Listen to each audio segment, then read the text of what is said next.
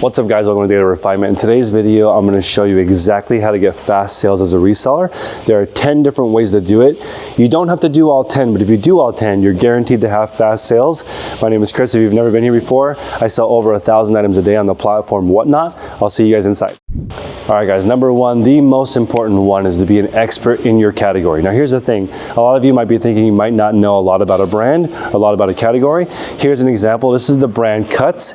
It's a men's t-shirt lifestyle brand. I would say that in about 1 or 2 hours of research, I know more about this t-shirt brand than 99% of all people. I know the average sale price. I know which ones are more popular. I watched all the reviews on YouTube to figure out how they fit, how they're styled, which ones are more valuable, which ones are more interesting. Learning all of that helped me become an expert, and I also found out where I could source them just by figuring out who wears them, where they're sold, and what happens to them when they don't sell. When you are an expert in your niche, you really have a good idea of what you can pay for the item and where to find them. Number two is that you need to be at market price or 10% below. These t-shirts are frequently sold at Hot Topic, Spencer's, PacSun. I bought a lot of t-shirts from a lot of different places, and the market rate for a t-shirt at the store is between $20 and $30. Online, it's way lower than that. The average t-shirt price on eBay, Poshmark, and Mercari is probably under $10, so it's really important to realize if you're selling t-shirts, you really need to be at least 10% cheaper than everybody else because it's so competitive, or you have to sell cool designs that people are looking for and are more rare. So make sure you're 10% better than the market as far as price, or in the top 10% of cool for whatever it is that you're selling. Number three, you're gonna look for at least a $10 profit. This is super important if you're doing it by yourself. Now, you guys have heard me say in previous videos that you're looking for a $20 profit or more. I really think that's the case if you're buying individual items that are rare or unique, or you're thrifting. If you're buying brand new items, $10 profit per piece is, in my opinion, still fine because there's a lot less processing.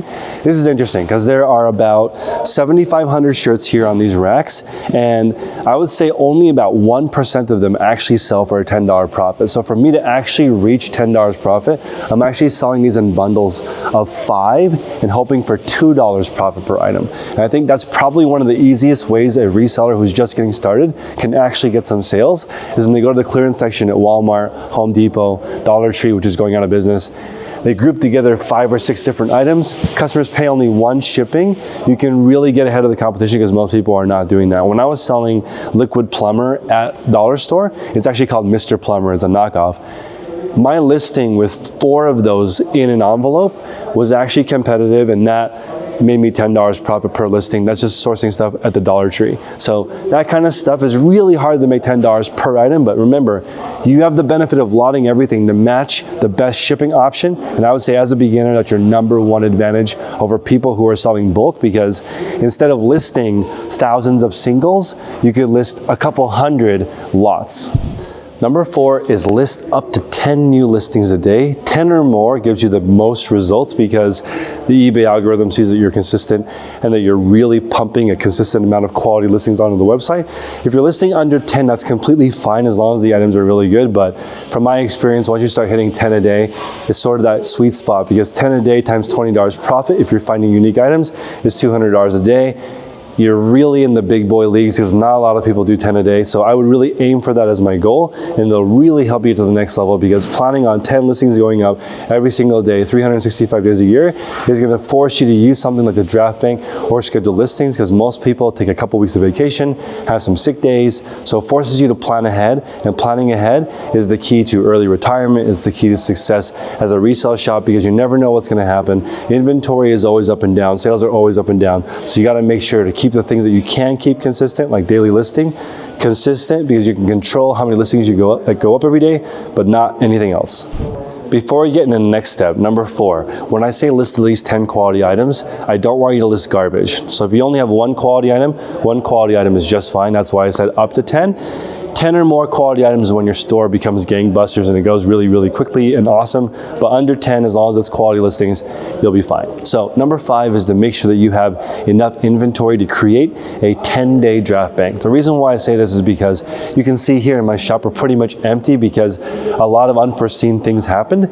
I actually still have plenty of inventory if people want to continue working, and that was just by design. I make sure that I have emergency inventory always, no matter what happens. If all my suppliers screw up, which has officially happened, I'm still not out of business. People can still come to work, make their wages for the day, and be okay. But as a reseller, it's really important to actually plan for some type of vacation. If you don't have 10 days planned off, that means that you're just filling all of your time with work. And I don't find that as a common trait amongst the top resellers. The top resellers go on vacation, they take time off, they do other things, they have hobbies. If you're working every single day and your whole life is just eBay, reselling, whatnot, I actually feel like you're doing it wrong. You need to create margin to do something other than work.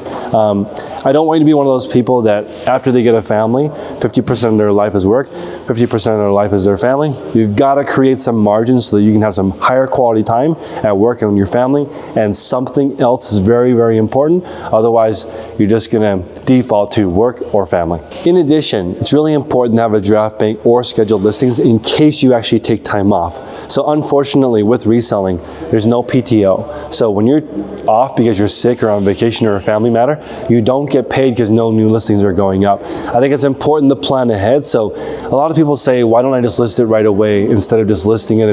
Why would I not just list it immediately and put it in the draft bank? It's because some days you're not going to be able to list and you want to have a backup plan. And plus, planning ahead is the reason why you save money and the reason why you order a little bit more than you need and the reason why you allocate more time than you need. Margin is the key to keeping this business safe. All right, guys, number 6 is to make sure your entire reselling process is under 10 minutes. So I have a video called the Daily Refinement 1 Hour Method where I go over my entire steps, and it takes about 6 minutes per item. You don't need to do it as fast as I'm doing or as fast as anybody else is doing. Just compare it to the way that you're doing it yourself. But 10 minutes includes doing customer service, prepping the item, photographing the item, listing the item, putting the item away, and shipping the item. All that added together should be 10 minutes. And if you're not timing yourself, you're doing yourself a huge disservice, because once you know how long that actually takes you, you can finally work on improving your company. Number 7 is I recommend up to 10 relevant keywords so that people can find your item. I'm going to give you a couple of examples right now. And remember, for some customers, a shorter title is better, but I'm always going to recommend 10 keywords if they fit. And if you know exactly who you're looking for, I think 10 words is better than fewer. So number 1 might be brand, size, gender, category, main color, model. All these are really, really important. Remember, your mileage will vary. Depending on what category you're selling in, certain keywords may not matter. And also, figuring out if it matters in the title or the item specifics or the description is an art. It really depends on how your buyer searches. You want to match it as closely as possible. If you can spend half your eBay career or reselling career obsessing over which words to use, you're going to be very successful, because the order matters, which words matter, and where you put them in the listing matters tremendously. But the way I look at it is 10 quality keywords, you're going to be way above your competition. And I wouldn't try to figure out how to game the shortest title as possible. I think 10 relevant keywords is going to do well no matter what category you're in. All right, guys, number 8 is having 10 well-lit, distraction-free, accurate photos. By accuracy, what I mean is it's not blurry and it's the correct color. If you have 10 or more photos, it really helps somebody at home who can't physically see the item make a decision. I would go front, back, make sure that all 10 photos are something different of the item, different angle, different close-up, different description of how it looks like as far as the condition goes. 10 photos will set you apart from your competition, and it depends on what category you're in. In some categories, I would say 2 photos is probably enough, front and back.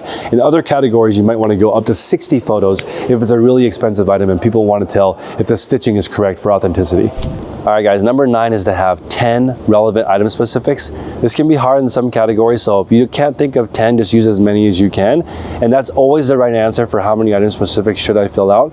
As many as the customer might use. Those item specifics are designed from customer actual searches. They're not made up. So if you type in something random and obscure, but it's actually correct, you might find that customer that's willing to pay all of the money for that item. So I always think it's important to understand what you're selling, fill out as many item specifics as possible, so you can get the broadest reach as you can as far as like all of the key terms, and also reach as many people as possible with exactly what they're looking for. All right, guys, number 10 is to make sure that you have free returns.